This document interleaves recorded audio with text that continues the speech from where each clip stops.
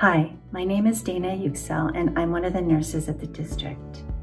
There are a few things that we can do to protect ourselves and others from disease and viruses.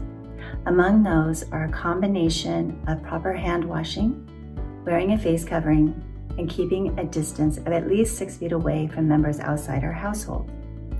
Today, I'd like to demonstrate how to put on and take off a face covering. So the first thing that we'd like to do is to perform hand hygiene. After getting our hands wet and applying some soap, we're going to rub back and forth for at least 20 seconds.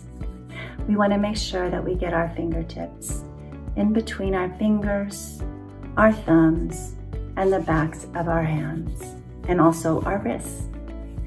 It's the constant rubbing back and forth, the friction, that lifts the microbes and the viruses away from our hands and into the soap suds.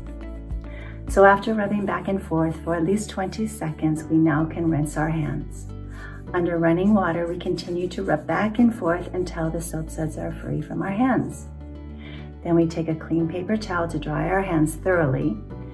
And with that paper towel, we can turn off the faucet and dispose of your paper towel.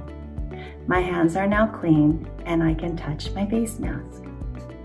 Ideally, you want to store your face mask in a clean storage container with your name on it so that it is clean and separate from your family members.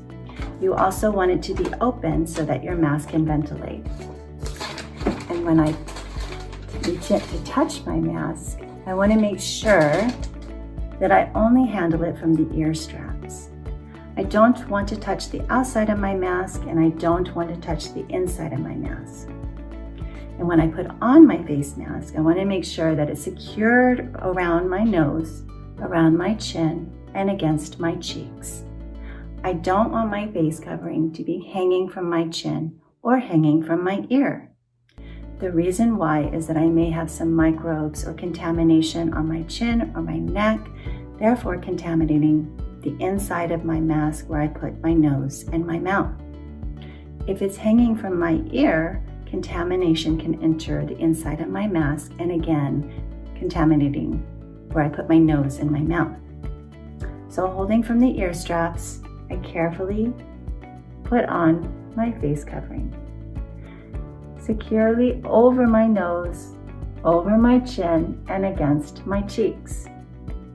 When we want to take off our face covering, we need to perform hand hygiene again. So if we don't have access to running water and soap, we can always use a 60% or more alcohol-based hand sanitizer. And so what we do is we're just going to drop a couple drops of hand sanitizer into the palm of our hands and rub back and forth.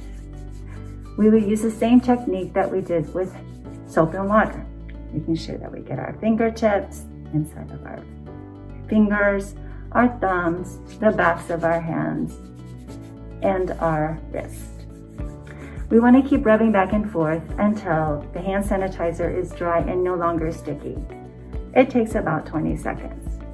So after it's dry, my hands are clean and I can touch my face covering.